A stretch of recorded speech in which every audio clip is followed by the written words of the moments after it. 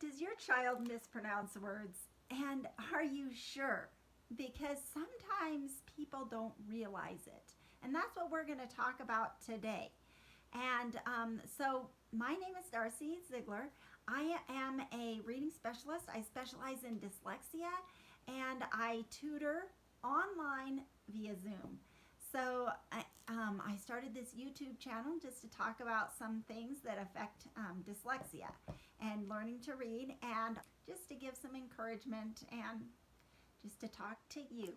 So if you're interested, subscribe and click that like button.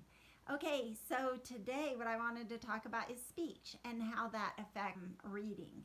And speech is delayed speech or prolonged baby talk or just prolonged mispronouncing words is one of the biggest, warning signs that your child may have dyslexia. So let's talk about it a little bit. First, I want to tell you my story. My daughter was in speech therapy from age 2 to 5. And when she was 2, I could hardly understand anything she said. I didn't understand her. She mispronounced a lot of stuff, so I didn't understand it. And when we finally started doing speech therapy, that was really great. I remember the speech therapist coming in on the first day. The speech therapist was like, "Oh, I know what she's doing. She's doing stopping. So she's stopping these sounds that should be long." And the speech therapist just told me several different things, and I right away, after one day, I could understand what she was saying better, because I understood that, she was substituting these different sounds. But we worked really hard. I went to every speech therapy session that she had, and I heard what the speech therapist was doing, and then I tried to do it all day long. So I worked on speech all day long with her from the time she started, and in about 2.5 years, she was tested again, and they said she was at or above normal in every area related to speech, and I thought we had just fixed everything.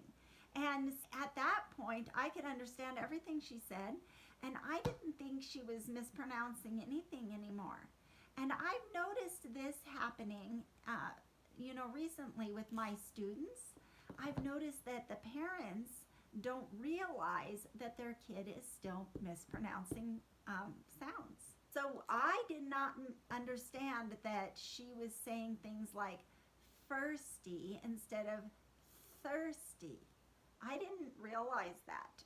And until we had this lady was visiting my in-laws, and she was from Texas, and she had a real thick Texas accent. And we went over to my in-laws one day, and this lady was there, and she heard my daughter talking. She was she may have been 6 at the time. And this lady said, "Is she speaking in English?" And I couldn't believe that. I was really annoyed by that. I thought, yes, I can understand everything. Why can't you? And I thought, it's your fault because you have such a thick accent from Texas. But then my sister said to me, "Why do you let her continue to do that?" And I said, "What? I don't know what you're talking about." And my sister said, "She is saying thirsty," and things like that. And I thought, oh, I didn't realize that. So then I started working on her saying thirsty and sticking out her tongue when she was saying the TH sound. And so then she eventually overcame that, and I started to be aware of different things that she was doing. I started to, if she wanted cinnamon on her toast, I made her stop and say cinnamon and slow it down and say one syllable at a time. I made her pronounce it every time, and she can now say cinnamon. She still has to say it slowly. That a lot of kids have different things. That's one word that a lot of kids mispronounce, and a lot of kids, have paschetti instead of spaghetti. A lot of kids see the aminals at the zoo. instead of the animals. So they are mixing up sounds and they're saying things a little bit funny. A lot of kids say W instead of L, so they climb up a ladder, not a ladder. Or they are whittle, not little. And parents can understand that easily, and they just don't even recognize it. And just recently, I went to a reading convention, the ALTA convention. ALTA stands for Academic Language Therapy Association, and the first speaker was a speech language person, and she was talking about the connection between language and literacy, and she was talking about these things and saying how important it was that we fix the speech because they're not hearing it right. If they're not hearing it right, they're not going to be able to blend it right when they're trying to read, and they're certainly not going to be able to spell it very good. It's going to be way more difficult for them. So those things are so important to think about and to fix. And I've noticed several of my students, like I'll say to the parents, have they had speech therapy? And the parents are like, no. And I'm like, I think they're mispronouncing some words. And they're like, I didn't notice that because I can understand everything they say. And then when I start working with the student and I'm with them, the longer I'm with them, the more that I recognize what they're doing, because I'm not a speech language pathologist, so I don't recognize it right away. Like when my daughter was in speech language, and I mean the first day, that lady, my daughter was only 2.5, and the lady came to our house, and right away she was like, this is what she's doing. I wish I could do that. Maybe as I get more experience I'll be able to do that, but I did not. A lot of times I'm like, I can hear that they're mispronouncing things. Have they been in speech therapy? And they say, no, I understand everything they say. And then as I'm working with them, I think, oh, they're doing the f instead of that's a really common one. They're not doing that.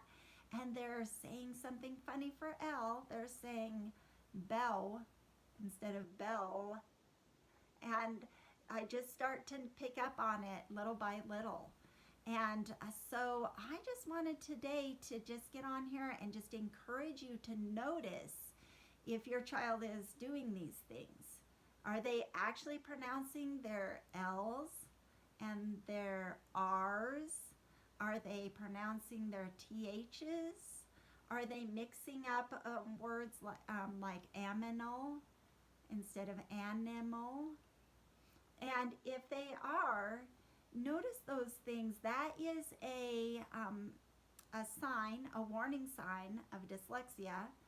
And you will want to, you might want to get an evaluation by a speech language therapist, because then you can fix those things, because then your child will start to notice, oh, I see, because there's such a subtle difference between and it's a very subtle difference, and your child is probably not noticing that there's any difference.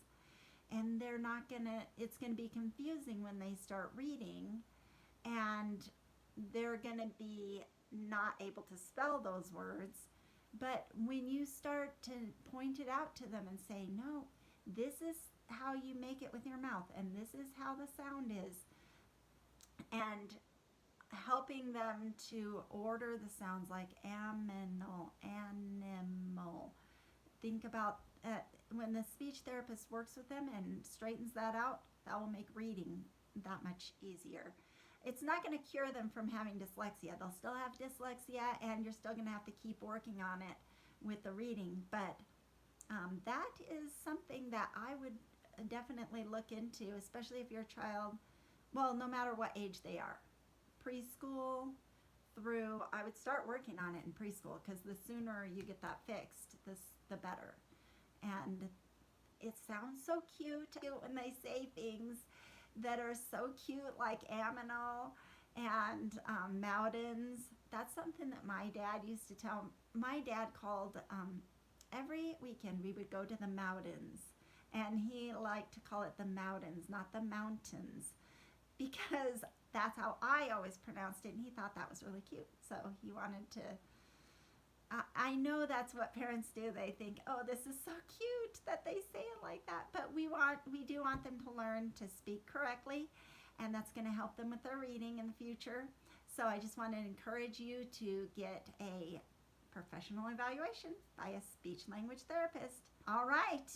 If that was helpful to you, then click the like button and also subscribe so you can hear what I'm going to talk about next week. See you then. Bye.